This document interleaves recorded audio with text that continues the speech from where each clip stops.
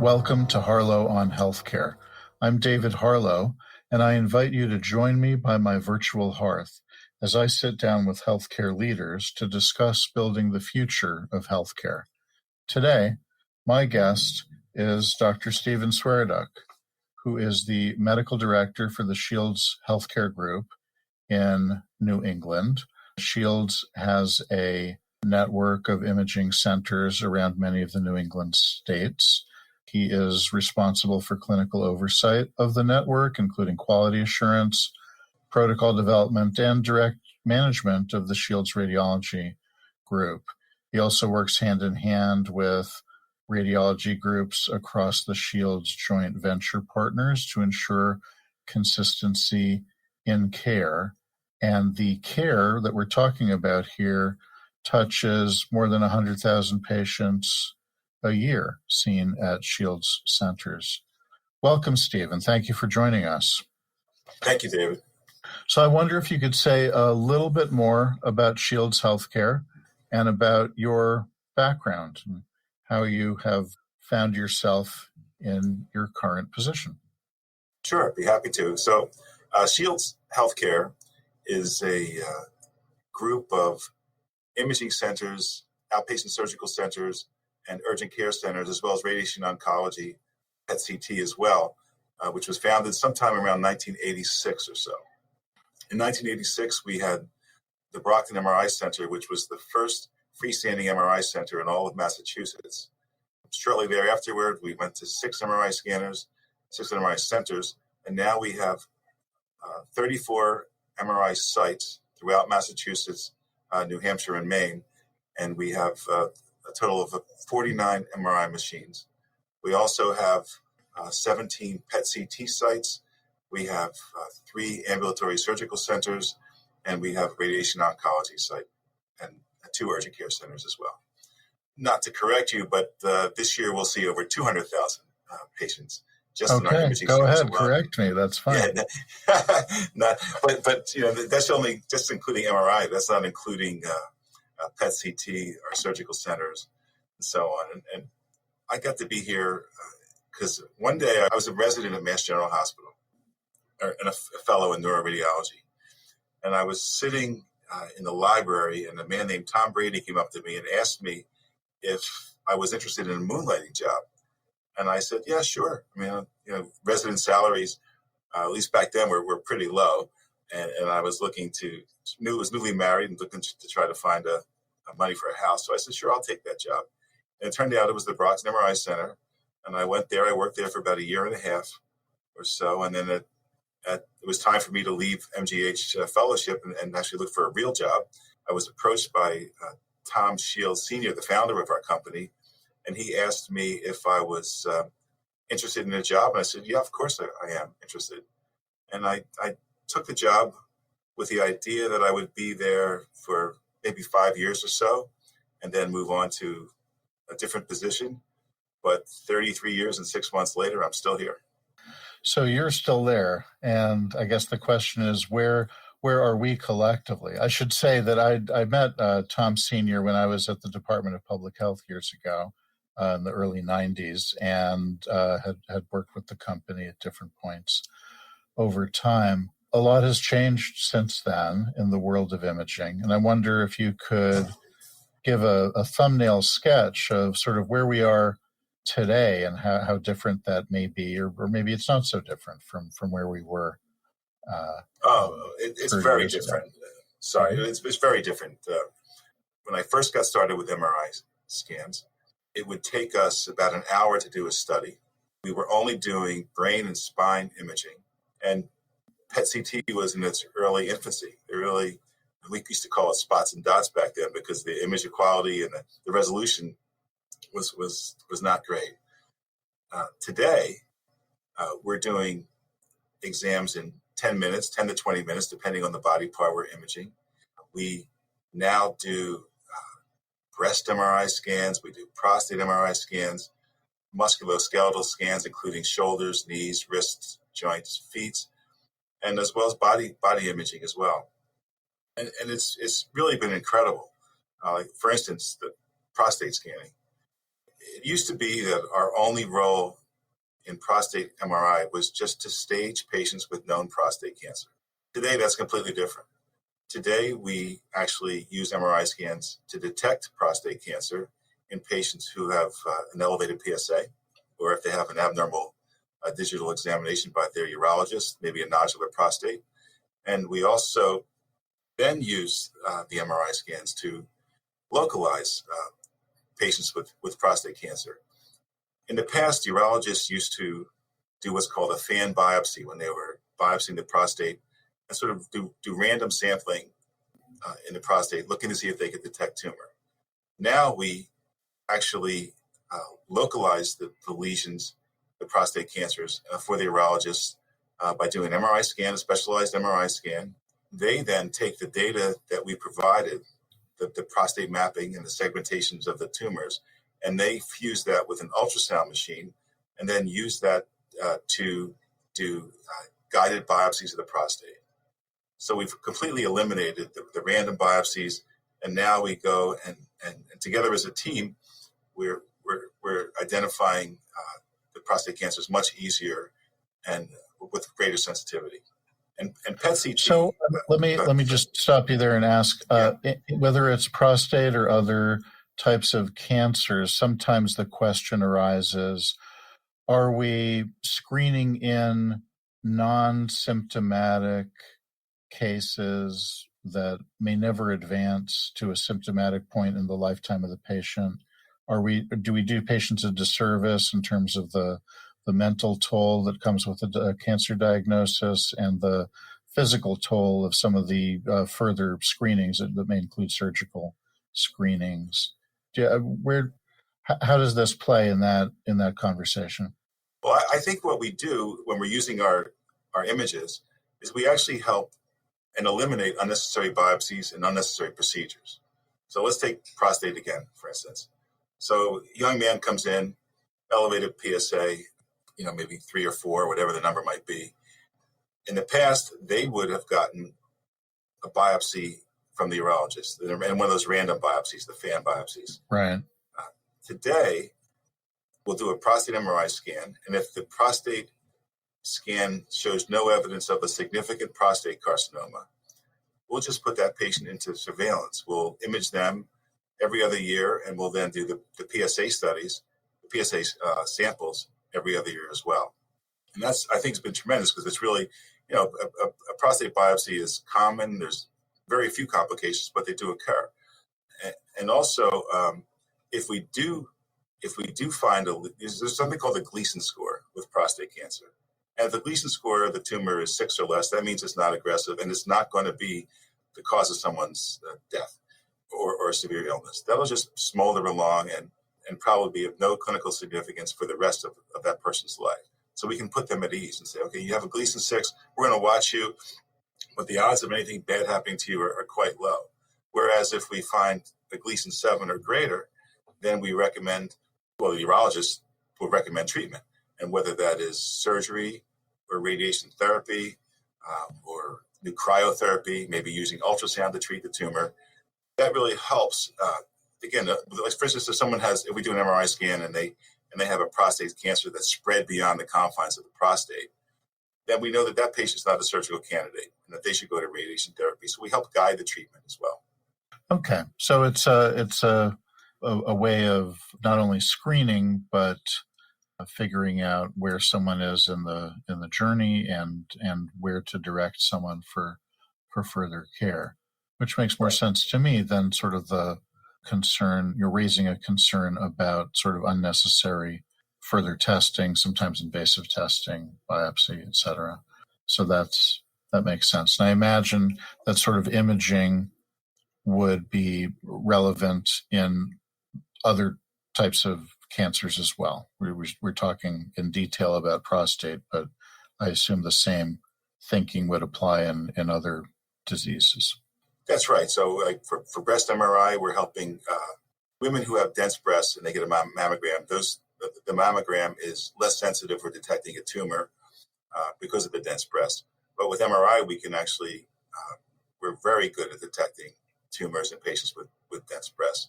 And for patients who have lung cancer. We help stage different body parts. So for PET CT, we'll do a PET CT, and we will see whether or not the patient, the cancer is spread outside of the lung, and help determine whether or not that patient is a surgical candidate. We'll use MRI in the same patient, looking at other body parts like the brain, for instance, to make sure that the tumor hasn't spread to the brain as well.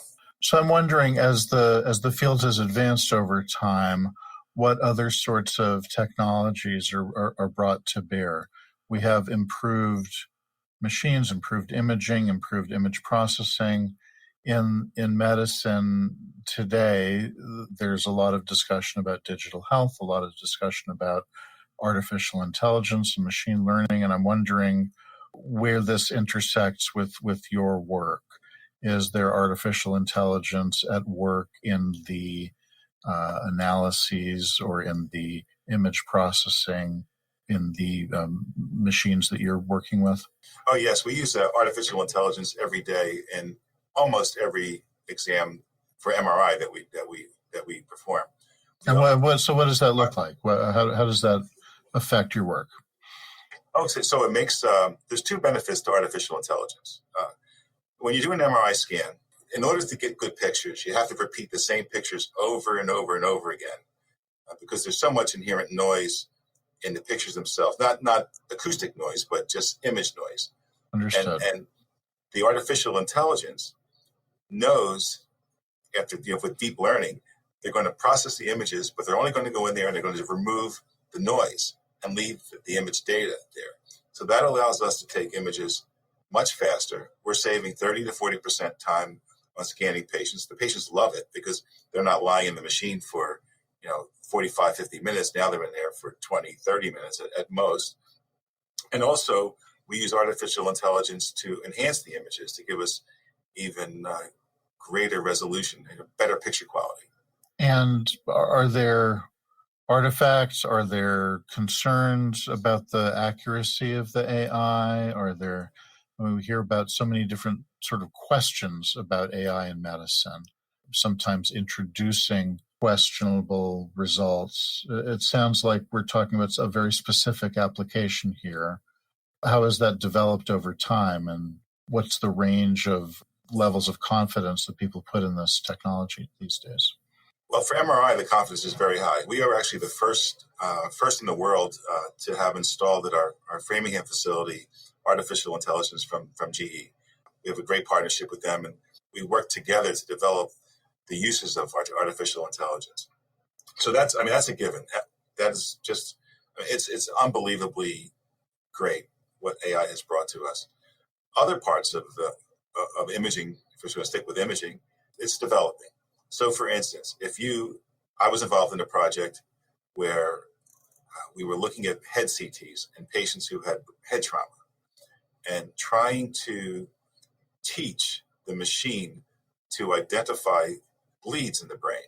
And why is that important? Well, because someone comes in for a CAT scan of the head and perhaps you find there was a bleed, but that CT scan might have sat unread for 30 or 40 minutes.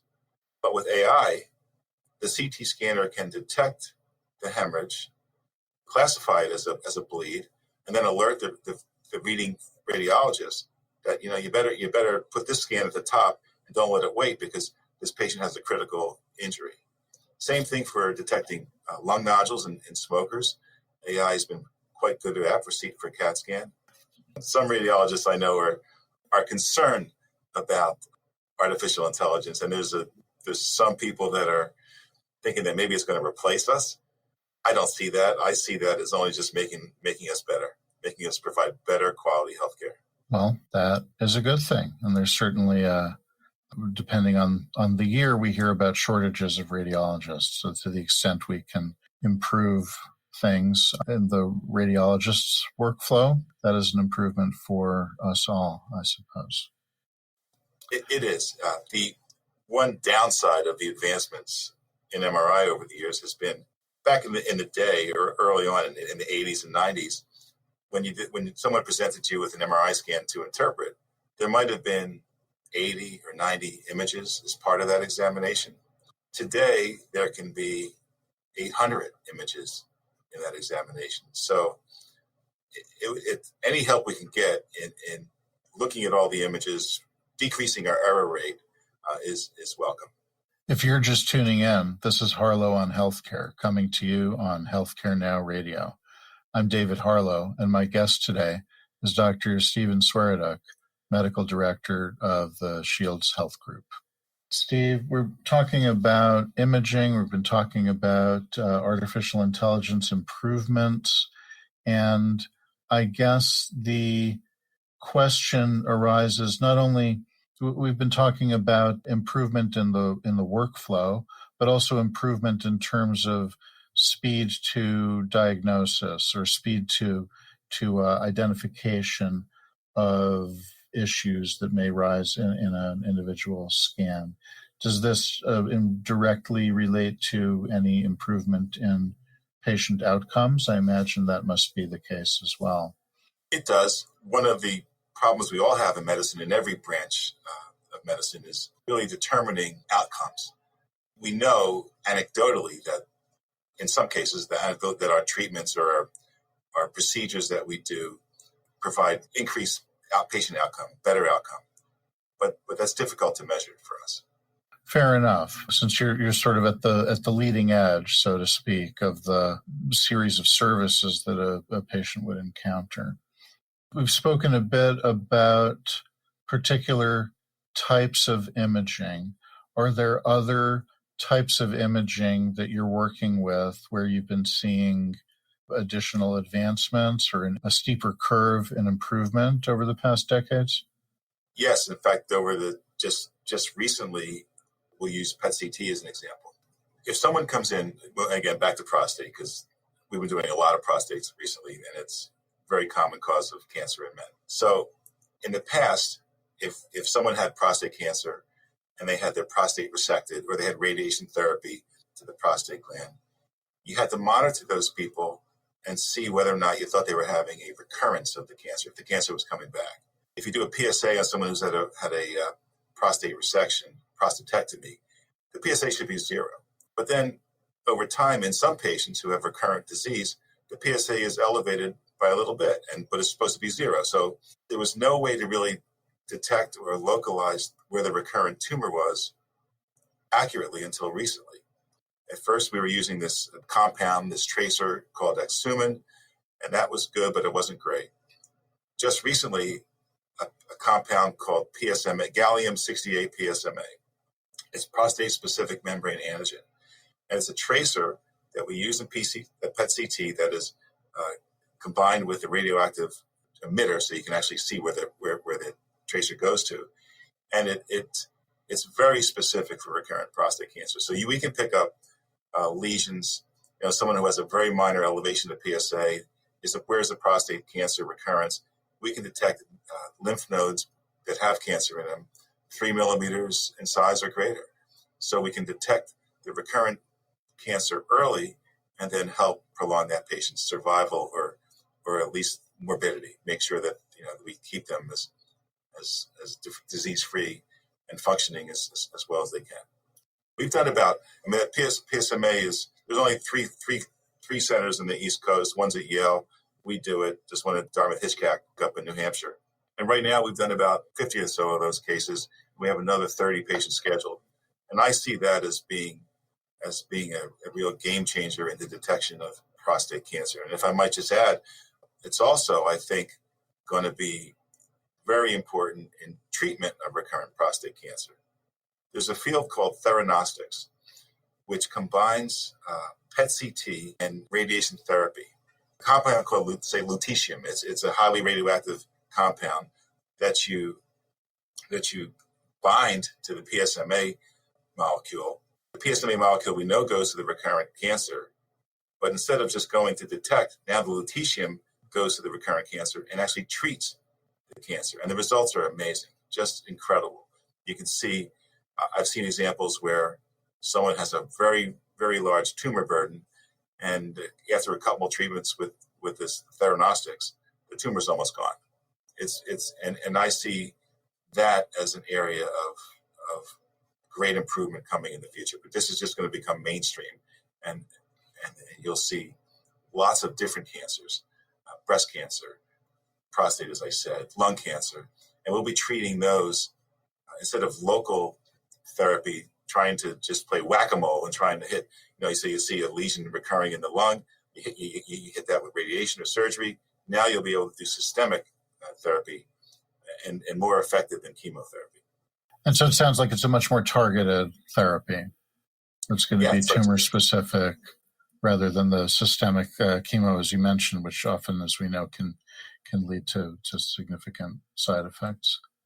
Yeah, it's smart therapy. It's just targeted therapy. It's really just amazing that we're actually here now.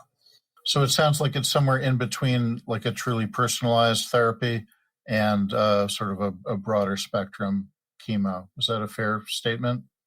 Yes, very much so. So what people are doing now is they're doing genetic analysis on tumor types, and you can tell whether a tumor has a certain receptor, and you'll know whether or not the treatment you're going to provide will target that receptor. And if the treatment you're going to provide targets a different receptor, you're not going to treat the patient with the wrong receptor, because that will be no benefit to the patient. Right.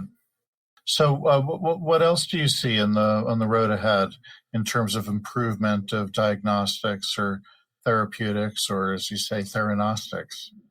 Well, with MRI, I see faster images.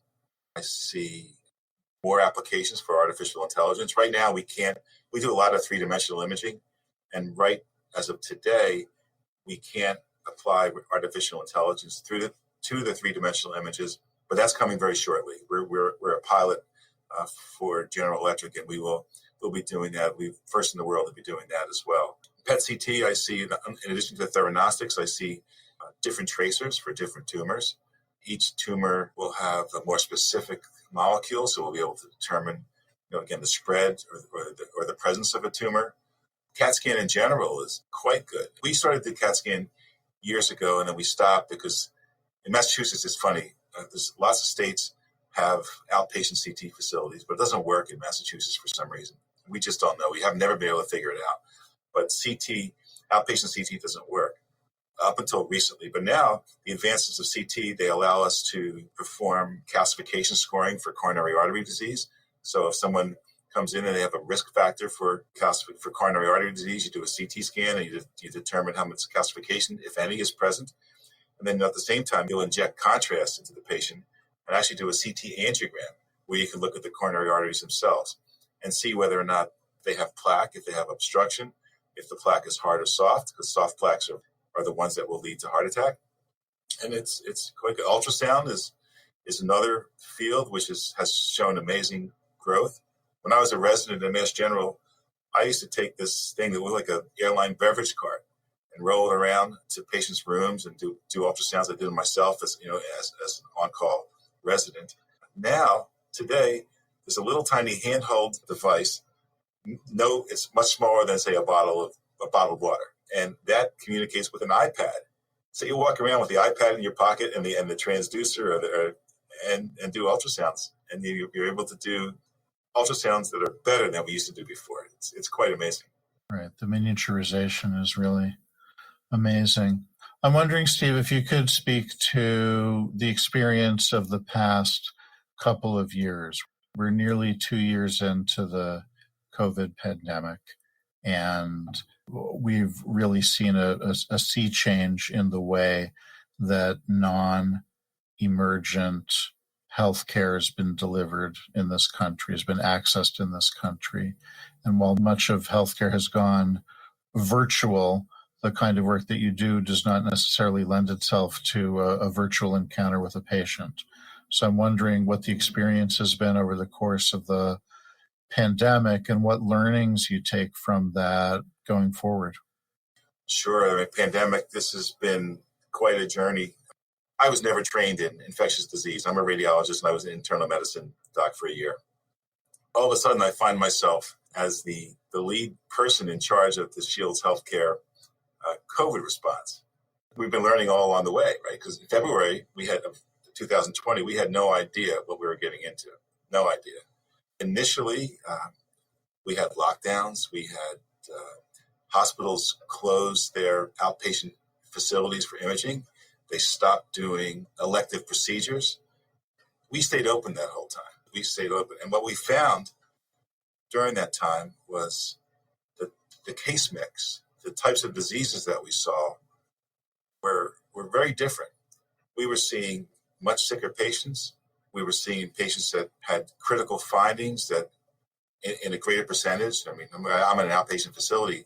Typically, we don't really see the acutely ill people. Those people go to the hospital, but they were unable to go to the hospital, so they came to us, and that required us to make changes in the way we do business, the way we treat patients. We screen everybody now for COVID. We have a long list of questions we ask. We check vaccine status. We make sure that we put extra time in between each patient so that we provide a clean, safe environment in the machines. Our cleaning process is much more extensive than it was. Not that we were lax with it, but now it's very different. Our volume dropped during the peak of the pandemic it dropped by 70%. So we were only doing 30% of the volume beforehand. Now things have changed dramatically. I think the patients realize that it's better for them, or at least they feel more comfortable in coming to an outpatient facility than going to a hospital during this time. So our volume has increased significantly, we feel, because patients are choosing to come to us rather than go to the hospital. It's much easier. We have, you don't have to walk through the hospital to get to your site. You don't have to sit in a crowded waiting room. It's been very different. Great. It's been quite a journey. So to wrap things up, Steve, I'd ask you, if you were to wake up tomorrow and find yourself 5 years in the future, what's one thing in healthcare that you would hope or perhaps expect to find has changed drastically? I'd like to see greater access for everyone to get care. I know in different parts of the country, different populations have difficulty getting the same care as you and I might have, right? I would very much like for that to be improved upon and wake up and know that anybody, anywhere in the country will get the same care as you or I. Well, that's something that I think we can all agree on. Thank you for joining us today. Thank you, David. Thank you for having me. You have been listening to Harlow on Healthcare. Join us at healthcarenowradio.com. Let's continue the conversation on building the future of healthcare together at #HarlowOnHC. I'm David Harlow, keeping the fire going and holding a seat open for you. Until next time.